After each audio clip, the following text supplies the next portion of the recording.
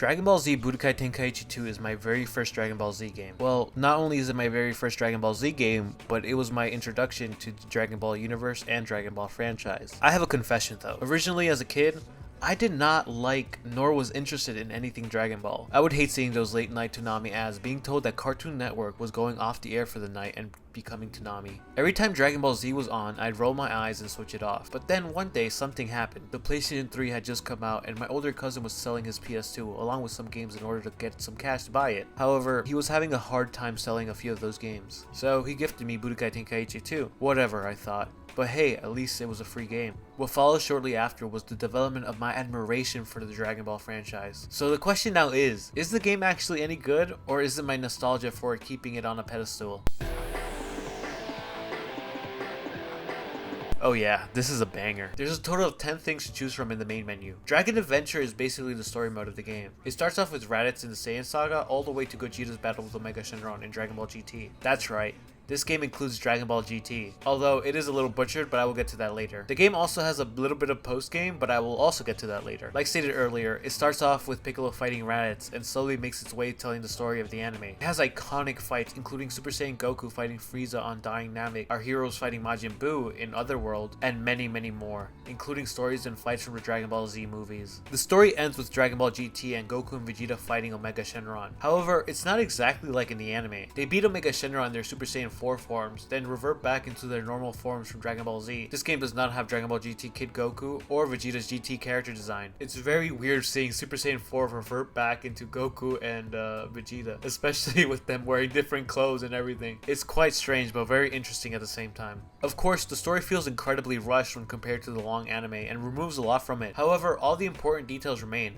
and of course, this is how I first experienced Dragon Ball Z and GT stories. The post-game, however, is actually new and exciting, and is separate from the anime entirely. It includes what-if stories on how things would have ended up differently in the Dragon Ball universe. One is about what if Raditz got amnesia and forgot all about his conquests when arriving on Earth. Similarly, on how Goku lost his aggressive tendencies and memories when he bumped his head in Dragon Ball as a kid. As he faded, Raditz recalled the warm memories of the time he spent with Goku and his friends. Father, I'm not qualified to be a Saiyan anymore. Father, I miss you. As a gift, you may have a match with me. Come, Raditz! And though it was only a dream, Raditz had a match with his father Bardock.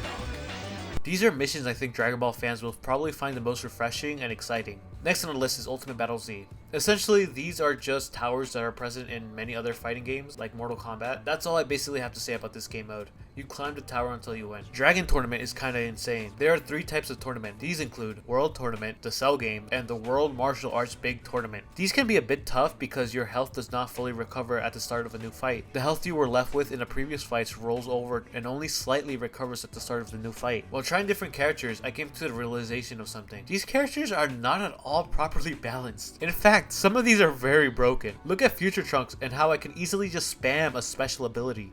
It's crazy. Oh my god, bro. Oh, hell no, man. What the fuck, man? Get your ass on, boy.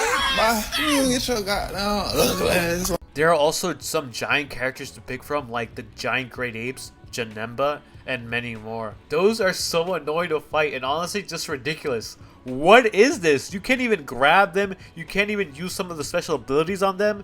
They're so annoying. Long range attacks is the best way to try to attack them, or just punch them and keep dodging. Anyways, the World Martial Arts Big Tournament gives you the promise of having to fight Hercule at the end.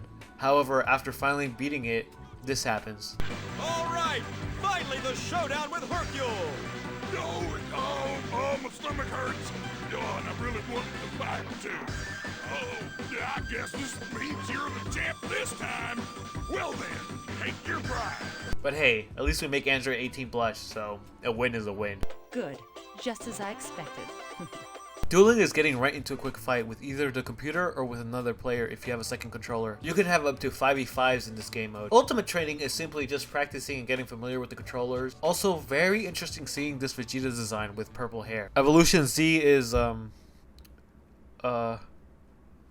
It's basically adding items to your character to make them stronger and leveling them up. Also, pro tip, fusing some items is how you unlock some characters in the game. Speaking of characters, this game has a bunch of characters, including obscure or straight up useless characters like Hercule or Yajirobe. They have other obscure characters like Grandpa Gohan, Garlic Jr., Dragon Ball Kid Goku, and more. Like, I wonder when we'll see Yajirobe in another Dragon Ball fighting game as a playable character. Item shop is very straightforward. It's where you buy and sell things. Data center is... I don't understand what this is, to be honest. It says you can make your own character, but you need a password. You can use a password to create a custom character. What password? What password, Bulma? What are you talking about? As a kid, I never understood what to do. Hello, this is Editing Anthony. I'm doing like a quick Google search and trying to figure out what it was because I got a little bit curious. And like, it's like, it seems to be like a cheat code thing. I might be entirely wrong because I'm not doing proper research about it, to be honest. I'm just doing a quick Google search.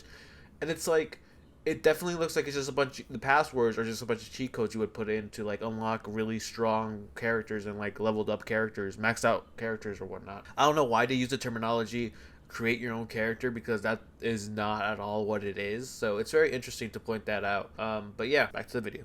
Options as well, you know, options. And finally, we have the Dragon Library, where you can view character models, their backstory, who they're voiced by, and much, much more. You can also listen to the game soundtrack. I gotta tell you, nothing beats Lost Courage.